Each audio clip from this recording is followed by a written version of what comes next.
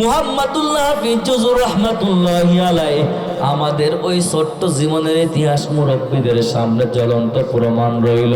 ওই যে বটগাছ মার্কায় নির্বাচন করেছিল, আল্লাহর বান্দা কেমন বুজুর্গ, আল্লাহর বান্দা হঠাৎ এক জায়গায় গেলেন দিনী কাজে, তার সাথে তার সফর সঙ্গী রইল।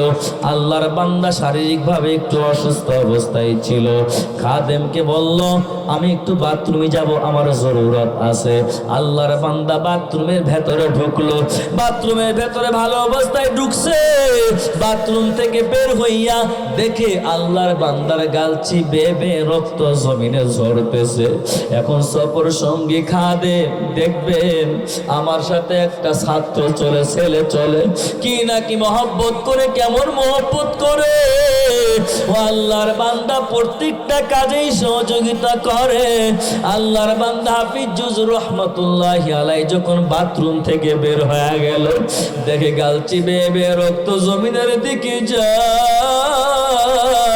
ওই খাদেম ডাক দিয়া বলে, হুজুর আপনি ভালো মানুষ, বাথরুমের ভেতরে প্রবেশ করলেন, এখন আপনার গালচি বেয়ে রক্ত জমিনে কেন দেখা যায় জানতে চাই, জানতে চাই। আল্লাহর বান্দা হাফিজ জুজুর রাহমাতুল্লাহি আলাইহি ডাক দিয়া বলে, ও ভাই খাদেম, তোমার জানার প্রয়োজন নয়। আল্লাহর বান্দা খাদেম ডাক দিয়া বলে, হুজুর আপনাকে আমার জীবনের থেকে বেশি মহব্বত করি। বলে আল্লাহু আকবার। আলেমদেরকে জীবনের থেকে বেশি মহব্বত করবেন আল্লাহর বান্দা। আমার নবীকেও তাহলে জীবনের থেকে বেশি মহব্বত করতে পারবেন। ও পিরানের পির যুবক, খাদেম নাসুর বান্দা ছাড়ে নাই, হুজুর বলতে চায় না।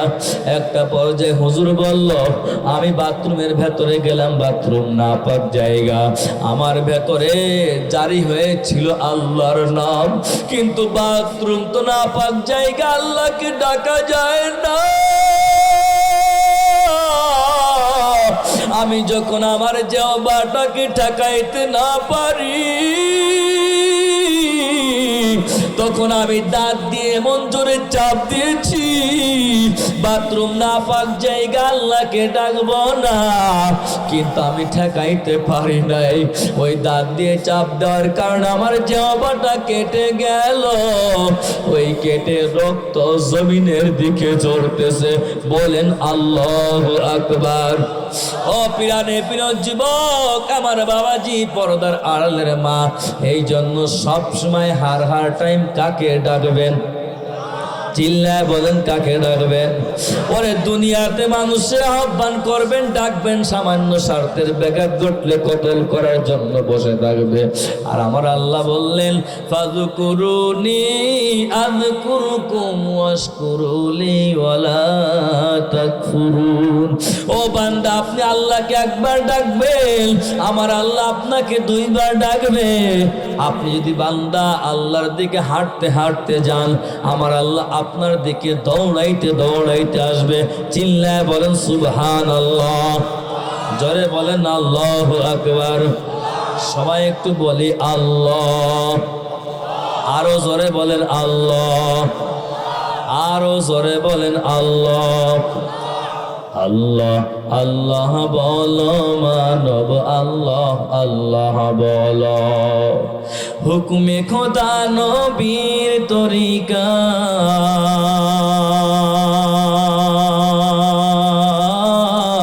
হুকুমে খোদা নবীর তরিকা, হুকুমে খোদা নবীর তরিকা সদা মেনে চলো।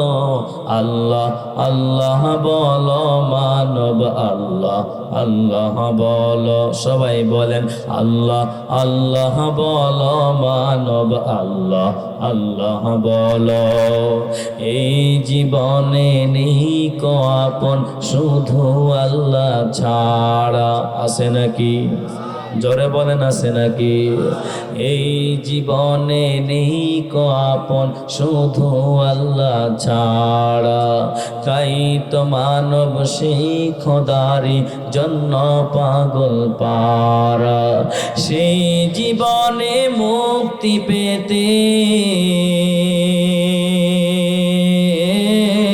সেই জীবনে মুক্তি পেতে, সেই জীবনে মুক্তি পেতে লাগবে আমল ভালো।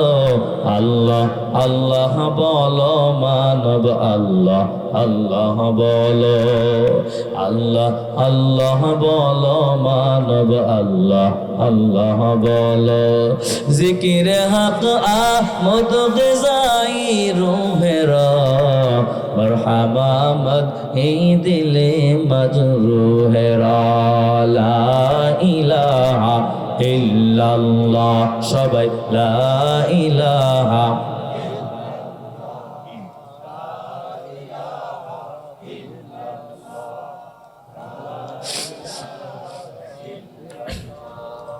লা ইলাহা ইল্লাল্লাহ, লা ইলাহা ইল্লাল্লাহ, মুহাম্মাদুর রাসূলুল্লাহ। সকলে চিল্লায় বলেন সাল্লাল্লাহু আলাইহি ওয়াসাল্লাম। মুসলমান হতে গেলে কয়টা কাজ করবেন? সবাই চিল্লায় বলেন, সবাই বলেন কয়টা? এক নাম্বার সুবহানাল্লাহ। প্রথমেই শুনেছেন ওলামায়ে কিরামের সাথে চলবেন। রাজি আছেন তো ইনশাআল্লাহ? সবাই রাজি আছেন তো ইনশাআল্লাহ? দুই নম্বরে শুকর আদায় করবেন কার? সবাই বলেন কার আদায় করবেন? তিন নম্বরে আল্লাহকে ডাকবেন। পারবেন তো ইনশাআল্লাহ? পারবেন তো ইনশাআল্লাহ? এই তিনটা ঔষধ দিয়ে গেলাম, প্রথমটা যদি মানতে পারেন সবগুলোই মানতে পারবেন। ওলামায়ে কিরামের সাথে গেলে সব কিছুই আপনার জন্য স্পষ্ট হয়ে যাবে। পথ প্রদর্শক হলো ওলামায়ে কিরাম। নবী আমার ১৫০০ বছর আগে বলে গেলেন, ইন্নাল উলামা ওয়ারাসাতুল আম্বিয়া, নবীর ওয়ারিস ওলামায়ে কিরাম, নবী আর কোনোদিন আসবে না। ওয়া আন্নাল উলামা ওয়ারাসাতুল আম্বিয়া, নবীর উত্তরাধিকার ওলামায়ে কিরাম। সুতরাং ওলামায়ে কিরামকে মানবেন, নবীকে মানা হবে। ওলামায়ে কিরামকে ভালোবাসবেন, নবীকেই ভালোবাসা হবে। নবীকে ভালোবাসলেন, আল্লাহকে পেয়ে গেলেন। চিল্লায় বলেন সুবহানাল্লাহ। এই তিনটা ঔষধ দিলে এবার আসেন আপনি কেমন মুসলমান আছেন এইটা আপনাকে বুঝায় দেয়। সংক্ষিপ্ত আকারে শেষ সময় নিয়ে চলে আসতেছি আমি, বেশি রাত করব না। ও আল্লাহর বান্দা, আলোচনায় তিনটা ঔষধ দিয়েছে, তিনটা ভাগ করব। এক ভাগে ঔষধ তিনটা চলে গেল। ওই যে আল্লাহ বললেন মুসলমান না হয়ে মরিও না। এখন কেমন মুসলমান আছেন? ও প্রাণে প্রিয় যুবক, একটু দিলের কান দিয়ে শোনেন, কেমন মুসলমান আছেন আপনাদেরকে বুঝাইয়া দেয় বাংলা ওয়াজ করে। এখান থেকে টাঙ্গাইল কলেজে চলে গেলেন, সরকারি কলেজে গিয়ে আপনি ফর্মটা তুললেন ভর্তি হওয়ার জন্য। সুন্দর একটা ইউনিফর্ম আছে, এই কলেজে ভর্তি হইলে আপনার ক্লাস করা লাগবে, পরীক্ষা দেওয়া লাগবে, এই পোশাক লাগবে। আছে না নাই? জোরে বলেন, আছে না নাই? এখন আপনি ফর্মটা তুললেন, আপনি ভর্তি হইলেন, কিন্তু জীবনে ক্লাস করলেন না, পরীক্ষা দিলেন না। আপনাদের এখানে কলেজ আছে না? আব্দুল হামিদ খান, আমরা তো পড়েছি। আমিও কিন্তু অ্যারাবিক লাইন শেষ করেছি, কমই লাইন লেখাপড়া, জেনারেল মাস্টার্স কমপ্লিট করেছি। সব বুঝে শুনে দেখলাম এর থেকে আর বাহিরে কোনো কিছু না। আমার বন্ধু মহলরা অনেকেই সরকারি চাকরি জব করে, অনেকেই বলে, আমার আব্বা কয় না তো, বিদ্যা শিখতে হয়, শিখছি, ঠিক আছে, ভালো কথা। আপনি ভর্তি হইলেন কিন্তু পরীক্ষা দিলেন না, কলেজ করলেন না, ক্লাস করলেন না, ছাত্র আছেন না বাতিল? সবাই বলেন আছেন না বাতিল? এ যুবক কেন বুঝেন নাই? আপনি জন্মের সময় আপনার কানে আজানটা লাগায়া দেয়, ওই আজানটা লাগায়া দিল, কালেমাটা ভেতরে আছে, 12টা সংজ্ঞা ব্যবহার করেছে, আল্লাহু আকবার, আল্লাহু আকবার, এভাবে 12টা সংজ্ঞা ব্যবহার করেছে। তার মানে ডান কানে আজানটা লাগায়া দিল। কি বুঝাইছে রে আল্লাহর বান্দা? এই 12টা মাসে একটা বছর হয়, এই 12টা মাস যেন তোর জন্য সুন্দরভাবে কাটুক। সকলে চিল্লায় বলেন সুবহানাল্লাহ। শুধু 12টা সংজ্ঞা নাই, এই টোটালের ভিতরে 112টা হরফ আছে। বলেন আল্লাহু আকবার। সারা জীবন তোর ভালো কাটুক। শুধু তাই নয়, কুরআনের ভেতরে 112 নম্বর সূরার নাম কি জানেন নাকি? এটা কিন্তু অন্য প্রসঙ্গে আলোচনা চলে আসলো, তাই বলো। 112 নম্বর সূরার নাম সূরা ইখলাস। কুল হুয়াল্লাহু আহাদ আল্লাহুস সামাদ লাম ইয়ালিদ ওয়া লাম ইউলাদ ওয়া লাম ইয়াকুল লাহু কুফুয়ান আহাদ। ও আল্লাহর বান্দা, এই 112 নম্বর সূরা আছে, তাহলে এই আজানের শব্দগুলোর ভিতরে 12টা সংজ্ঞা আছে, আবার এর ভিতরে 112টা হরফ আছে, আর শুধু লা ইলাহা ইল্লাল্লাহর ভিতরে 12টা হরফ আছে। একটু গুনবেন যে উসমান কোন সাইদি বানায় বলে গেল কিনা, মিলায় দেখবেন কালকে যাইয়া। এই যে কোরআনটা আছে এখানের আল্লাহর বান্দা। এবার আসেন 112 নম্বর সূরাটা ইখলাস কেন? এ যুবক কেন বুঝিয়েছেন আমার আল্লাহ? ও আল্লাহর বান্দা যখন বাচ্চা শিশু অবস্থায় ওই কানে আজানটা লাগায় দেয় কেন? ওই বাচ্চা যতদিন পর্যন্ত বেঁচে থাকবে, ওই 12 মাস 1 বছর আজীবন ওই বাচ্চা যেন ইখলাসের সাথে আল্লাহকে এক বলে স্বীকার করে দুনিয়ায় চলতে পারে। যারা চলবে অনন্তকালের জন্য, তাদের জন্য জান্নাত। চিল্লায় বলেন সুবহানাল্লাহ।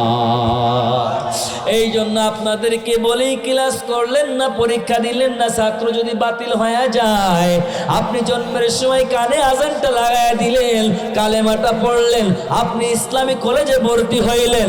এই ইসলামী কলেজে ভর্তি করে দিল কে? ইমাম মুয়াজ্জিন নাই, আপনার আদরের আব্বা আম্মা। কিন্তু এই ক্লাসে ইউনিফর্মের ভিতরে লেখা আছে আপনি দুনিয়ায় যাবেন, দাড়িও কাটবেন না, নামাজও ছাড়বেন না, কোরআনও ছাড়বেন না, নবীর আদর্শও ছাড়বেন না, আল্লাহর বান্দা আল্লাহকে ভুলে যাবেন না, মা বাবাকে অসম্মান করবেন না, মুরব্বীদেরকে অসম্মান করবেন না, ওলামা ইকরামের সঙ্গে বিয়াদবি করবেন না, মসজিদ মাদ্রাসার বিরোধিতা করবেন না। কিন্তু আপনি যখন বড় হয়ে গেলেন, শয়তানের অসহায় আপনি কি করলেন? আপনি অন্যায় করলেন, উল্টোটা করলেন। ওই দুনিয়ার কলেজে ক্লাস করলেন না, পরীক্ষা দিলেন না, ছাত্র বাতিল হয়ে গেলেন। জন্মের সময় ইসলামী কলেজে কালেমাটা ভর্তি ফর্মটা পূরণ করলেন, ইসলামী কলেজের ছাত্রী হয়ে গেলেন, এরপরে ছাত্র হয়ে গেলেন, এরপরে আপনি জীবনে ইসলামী কলেজে আপনি ক্লাস করলেন না, আপনি ছাত্র আসেন না, বাতিল হয়ে গেলেন। চিল্লা বলে দাড়ি কোথায়? নামাজ কোথায়? রোজা কোথায়? হজ কোথায়? যাকাত কোথায়? ইবাদত বন্দেগী কোথায়? নিজেরা বুঝিয়া নেন। কেমন মুসলমান আছেন নিজের কাছে প্রশ্ন করলে পেয়ে যাবেন। এই জন্য এরাদা করেন, পয়গম্বর ইব্রাহিম যদি সাথে সাথে মুসলমান হয়ে যেতে পারে, আমরা তো তাদেরই উত্তরসূরি, আমরাও এই মজলিস থেকে মুসলমান না হইয়া মরব না। ওই ইসলামী কলেজে ভর্তি হয়েছি জন্মের সময়, এই কলেজের ছাত্র বাতিল না হইয়া বহাল থাকতে চায়। কারা কারা রাজি আছি? আল্লাহু আকবার। আল্লাহ কবুল করেন, বলেন আমিন। কিন্তু সমস্যা আছে। কি সমস্যা? যে হুজুর বয়স তো 20, 30, 40 হচ্ছে, কে বলা একটু সময় দেন, বিয়ে শাদী করি, দাড়িও রাখবো, নামাজও পড়বো, রোজাও রাখবো, মুরব্বীদের সম্মানও করব। এখন বাবার টাকা পয়সা আছে বা নাই থাকুক, একটু নেশা টেশা করলে জমি বিক্রি করবা, ঘর বিক্রি করা, যাই করবো, একটা পালসার হেফাসি কিনে দাও, একটা সুজুকি কিনে দাও, আছে না নেই? দেখা যায় আরে বাবা আব্দুল গফুর সাহেবের ছেলে, আব্দুল হাকিম সাহেবের ছেলে, টাঙ্গাইলে যে এলেঙ্গার মোড়, বিশাল বড় রাস্তা, এমন জোরে গিয়ার মারছে, এদিক ওদিক বাড়ি মারছে। কিছুক্ষণ পরে সংবাদ আসে, আব্দুল গফুর সাহেব তোমার ছেলের হাড্ডি উড্ডি খুঁটে নিয়ে গড়তে পুঁতে রাখো। নাউজুবিল্লাহ। আছে না নাই? আছে না নাই? যুবক ভাই, বিয়াদবি করিবেন না, খবরদার, খবরদার। অসংখ্য অসংখ্য প্রমাণ, অ্যাক্সিডেন্ট, খালি দুর্ঘটনা, খালি দুর্ঘটনা। আমি পার হয়েছি আজকে ফরিদপুর মাঝকান্দি আর হলো কানাইপুর, অর্থাৎ শহরের একটু আগ দিয়া পার হয়ে কিছুক্ষণ আসছি, এর ভেতরে দেখি যে ওইখানে আমার এই 24শে ডিসেম্বর ওখানে মাহফিল আছে। মদিল এই মাত্র অ্যাক্সিডেন্ট করে, এর আরেকটু কথা বলছিলাম, যাচ্ছি টাঙ্গাইল, 4 জন লোক মারা গেল এই মাত্র। এই সকলকে বলবো ভাই, খবরদার, বাবা মাকে কষ্ট দিয়ে জুলুম করে আপনি যদি আজ গাড়ি করাই করে রোড দিয়ে ভাব নিচ্ছেন, আপনার মরণটা কিন্তু এভাবেই হওয়ার সম্ভাবনাময় বেশি। খবরদার খবরদার করিয়েন না। সন্তানের কাছে বাপ মা আজকে নিরুপায় হয়ে গেছে, মাজলুম হয়েছে, কেউ বেয়াদবি করবেন না, পারবেন না ইনশাআল্লাহ। মুসলমান হয়ে মরেন। তো কি বলতেছিলাম, ওই মনে করছে আমি মনে মেলা দিন বাঁচবো। কয়দিন বাঁচবেন এর কোনো গ্যারান্টি আছে? বলেন গ্যারান্টি আছে? হায় হায়, শুনেছেন না চার ইমামের এক ইমাম, ইমাম মালিক রহমতুল্লাহি আলাই 40 বছর পর্যন্ত মক্কাতুল মুকাররম অবস্থান করছে। আল্লাহর বান্দা স্বপ্ন দেখছে আমি তো নবীর এত ভালোবাসি। কেমন ভালোবাসতো, জুতাও পরিধান করে হাঁটতো না। সুবহানাল্লাহ কর না। সম্মানার্থে আপনি কি সম্মান করেন? তা রওনা হয়েছে, মদিনায় যাচ্ছে। তা মদিনায় যায় কল্পনা করে আল্লাহ যেন মদিনার থেকে অন্য জায়গায় না নাই, আমি মদিনাওয়ালার পাশেই আমি ঘুমাইতে চাই। বলেন আল্লাহু আকবার। মদিনাওয়ালার পাশে ঘুমাইবে, এখানে কার কখন কি হবে এটা কে জানে? হ্যাঁ যুবক, কে জানে? সবাই বলেন কে জানে? আপনি কবে মরবেন, কোন সময় কি খাবেন? এই যে আরামে খাইলাম, আপনারা খায়, রোজা ছিলাম, ইফতারি করছি 2-3টে খেজুর দিয়া। এই বাচ্চারা কি আপ্যায়ন করছে, আলহামদুলিল্লাহ, আসছে খাবার খাইছি, আলহামদুলিল্লাহ, আল্লাহ যাজা দেখায় দান করলেন। এই যে হুজুর ছিল, নাস্তা পানি করছি, আপনারা করাইছেন আল্লাহর পক্ষ থেকে। এই যুবক, এই জন্য কখন কি হবে এটা কেউ জানে না, জানে কে বলেন? এখন ইমাম মালিক রহমতুল্লাহি আলাই ঘুমের মাঝে চলে গেছেন, এই কল্পনা, খালি এই কল্পনা। যাওয়ার পরে নবী আমার মহব্বত, কি মহব্বত, ভালোবাসা, দেখেন না, যারা যে মহব্বত করে তার জন্য আসক্ত হয়ে যায়। ওই 5টা আঙ্গুল দেখাইলেন ইমাম মালিকের সামনে। ইমাম মালিক রহমতুল্লাহি আলাই ঘুম থেকে জাগ্রত হয়ে গেছে। ভাই এখন চিন্তা করছে, কি আমি তো নবীর কাছে ঘুমাইবো, তা 5টা আঙ্গুল দেখাইলে কি সংকেত দিল, কি দেখাতে চায়, কি বুঝাতে চায়? খাদেমের সাথে পরামর্শ করছে যে আমার এই হাত আঙ্গুল দেখাইলো কি হতে পারে। তাহলে এখন স্বপ্নের তাবিরটা সবাই বুঝে না। দেখেন আমাদের হুজুররা এখনো যদি কেউ আসে, এলাকার লোকজন, তো ইবনে সিরিন রহমতুল্লাহ আলাইহি স্বপ্ন সম্রাট ছিল, ওনার লিখনী কিতাব আছে, এখন আমাদের মাদ্রাসার ভিতরে পড়ানো হয়, ছাত্ররা পড়ে, হুজুররা পড়ায়। তো ওই বই দেখে জানিয়ে দেয় যে এই স্বপ্ন দেখলে এই ব্যাখ্যা হবে। ভালো কথা। ইমাম মালিক রহমতুল্লাহ আলাইহি খাদেমকে পাঠাইয়া দিল, যাও ইবনে সিরিনের দরবারে যাও, জিগায় আসো যে আমি আসলেই এই 5টা আঙ্গুল দেখাইলে আমি তো এই চিন্তা করছিলাম, কি বুঝাতে চায়? তো ইবনে সিরিন কয়, কে দেখছে স্বপ্নটা, এমন ব্যক্তি কে? সেটা আসলে অনেক দামি মানুষ। এখন খাদেম কয়, নাম তো বলা নিষেধ করছে, নাম বলা যাবে না। ইবনে সিরিন রহমতুল্লাহ আলাইহি বলে, নাম না বললে আমি স্বপ্নের অর্থটাও বলা যাবে না। কোন তো কি একটা বেকলে পড়ে গেল। এখন ওনার তো নিষেধ করছে, আদেশ করছে গুরু উস্তাদ। বিশেষ করে দেখবেন আমাদের কওমি মাদ্রাসার উস্তাদদের যে সম্মান করে ছাত্ররা, কলেজে আছে, ইউনিভার্সিটিতে আছে, এখনো আমি আমার জায়গা থেকে বলছি যে ঘড়িটা হাতে দিয়েছে ডান হাতে, আমার উস্তাদদের দেখলে আমি ঘড়িটা খুলে ফেলে। শুধু আমি না, সবাই সবাই আমাদের সব হুজুরাই, যত মুরব্বী হোক আরো দিনের সম্মান বাড়ে। সুবহানাল্লাহ কর না। এইটাই হলো কওমি মাদ্রাসার শিক্ষা, এটা হলো মাদ্রাসার শিক্ষা। এই শিক্ষা যার ভেতরে নাই, যত কিছুই হন না কেন, মানুষ হওয়াটা কঠিন। আমরা নিষেধ করছি না আপনি ডাক্তার হয়েন না, ইঞ্জিনিয়ার হয়েন না, barrister, SP, DC, OC, IG হয়েন না, তা বলছি না। এগুলো আমাদের লাগবে, কিন্তু প্রাথমিক পর্যায়ে দিনী শিক্ষাটা তার ভেতরে লাগবে। তাহলে ওর দ্বারাই কল্যাণ হবে সমাজের, দেশের, রাষ্ট্রের। আর না হলে ওই তো দিনী শিক্ষা না থাকলে চোর ডাকাত দেশের সম্পদ লুটে বিদেশে পাচার করবে, আর দেশের মানুষও লাঞ্ছিত, বঞ্চিত, বয়লিত হবে। ঠিক না বেঠিক? অযথা বিরুদ্ধে করে লাভ আছে, আমি ভালো হয়ে যায়, কি আমি ভালো হয়ে যায়, কার দোষ দিয়ে লাভ নাই। তাহলে কি হলো? এখন ইবনে সিরিন কয়, নাম না বললে আমি অর্থটা বলবো না। সারা এক ব্যাকল। আবার চলে আসলেন যে হুজুর নাম না বললে তো বলবে না। তা হুজুর আবার ফাটাইলেন ইমাম মালিক রহমতুল্লাহ আলাইহি, তুমি আবার যাও, যে নামটা বলা লাগবে না, আপনি একটু বলেন অর্থটা। আসলে ইবনে সিরিন রহমতুল্লাহ আলাইহি বুঝছেন, আল্লাহর প্রিয় মাহবুব বান্দা যারা ছিলেন আসলে অনেক কিছুই বুঝতেন, তাদের কাছে কাশফ আসে, তাই না? অনেক কিছুই বুঝেন, আল্লাহ বোঝার শক্তি দিয়েছেন।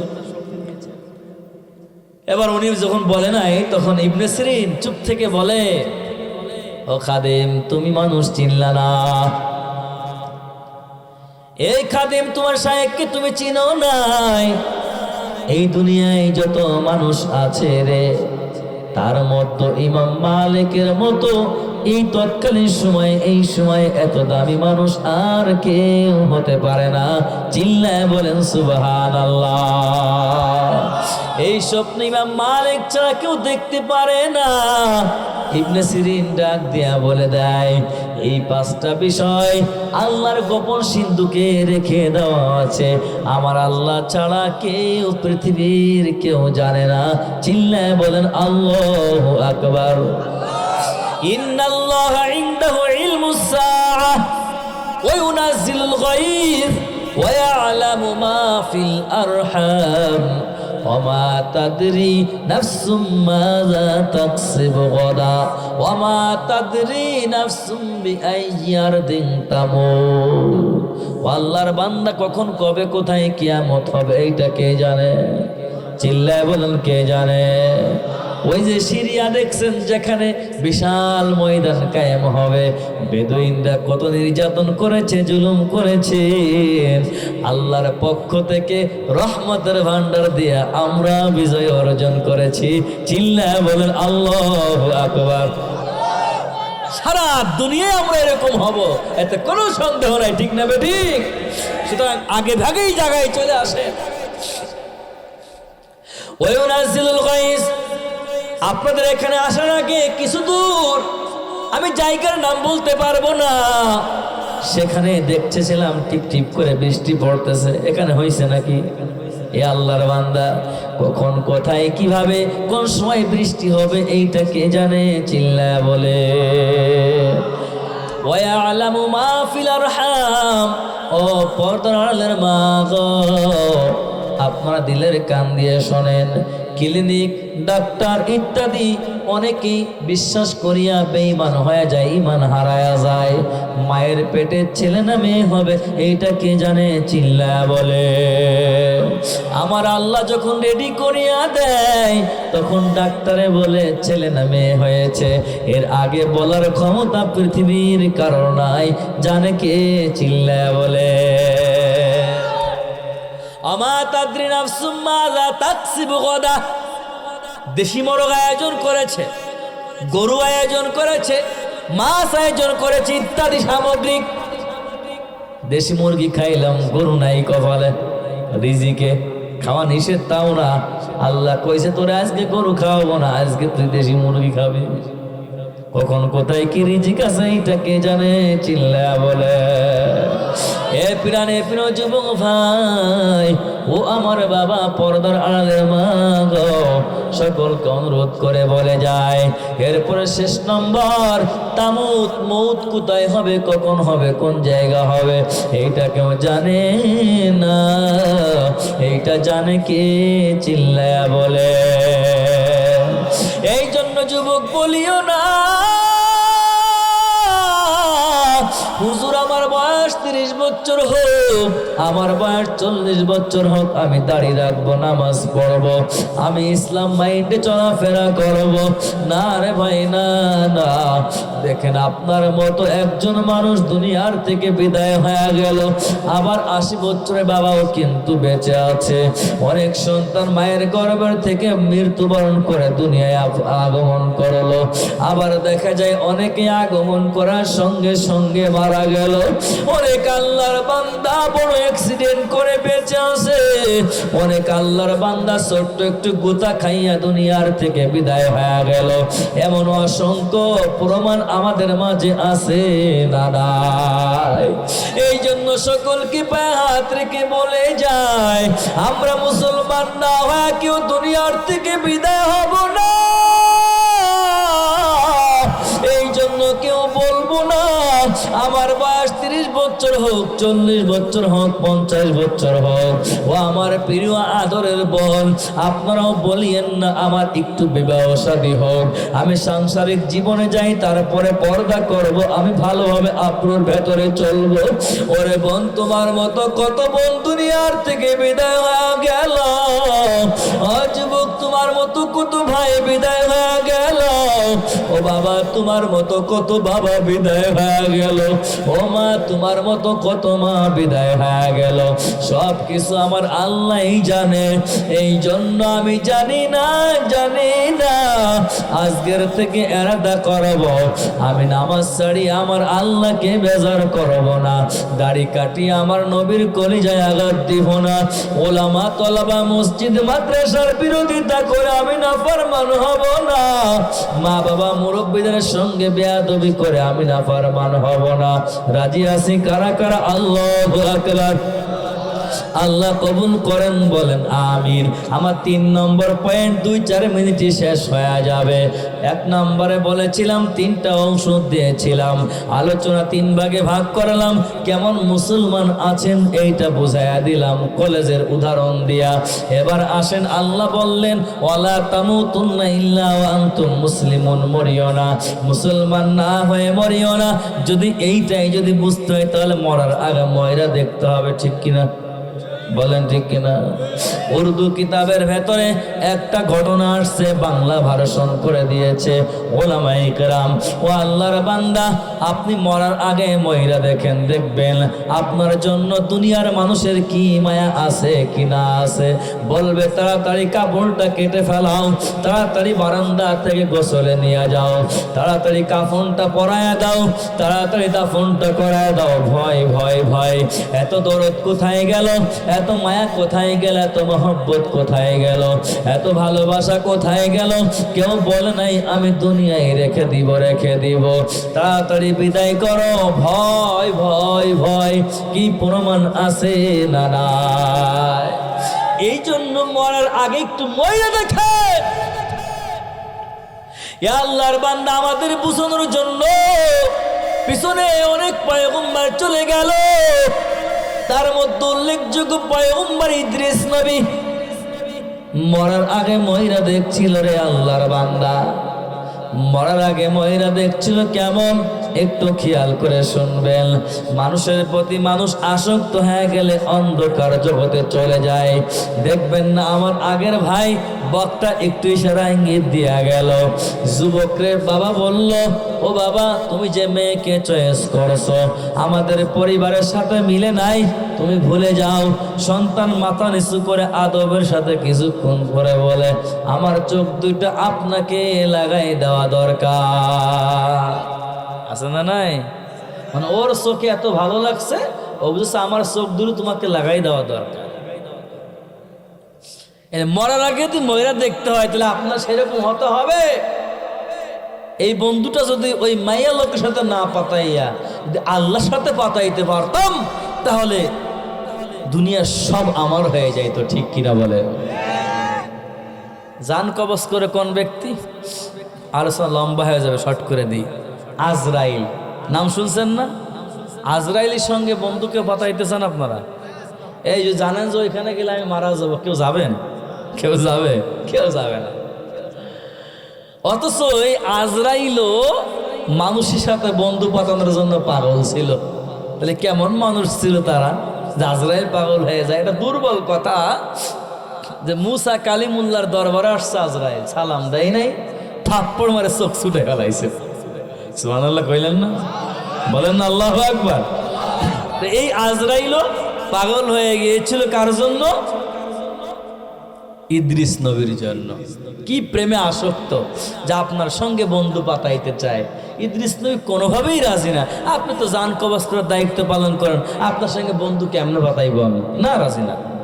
আমি সংক্ষিপ্ত বলছি। এখন নাসরবান্দা কোনোভাবে রাজি না, আজরাইল ছাড়েই না, বন্ধু পাতাইতেই হবে। হ্যাঁ, পয়গম্বর ইদ্রিস নবী ঠিক আছে, আমি বন্ধু পাতাইতে পারি, কিন্তু শর্ত আছে। কি শর্ত আছে? যদি আপনি আমার সাথে বন্ধু পাতাইতেই চান তাহলে আমাকে কিছু দেখাইতে হবে। কি জিনিস? আমি মরার আগে ময়রা দেখতে চাই। কি বলেন? মরার আগে ময়রা দেখতে চাই। আজরাইল কয় আর কি? তা পয়গম্বর ইদ্রিস নবী বলে, জান্নাতে ব্যক্তির মৃত্যু বরণ করবে, কেমন স্বাদ আস্বাদন করবে, এটা আমি স্বাদটা গ্রহণ করতে চাই, এবং জান্নাতের ভেতরে কি মজা এটা আমি দেখতে চাই। 3 নাম্বার কি? জাহান্নামী ব্যক্তির মৃত্যুটা কত কঠিন এইটা আমি দেখতে চাই, এবং জাহান্নামের ভেতরে কেমন আযাব এটা আমি দেখতে চাই।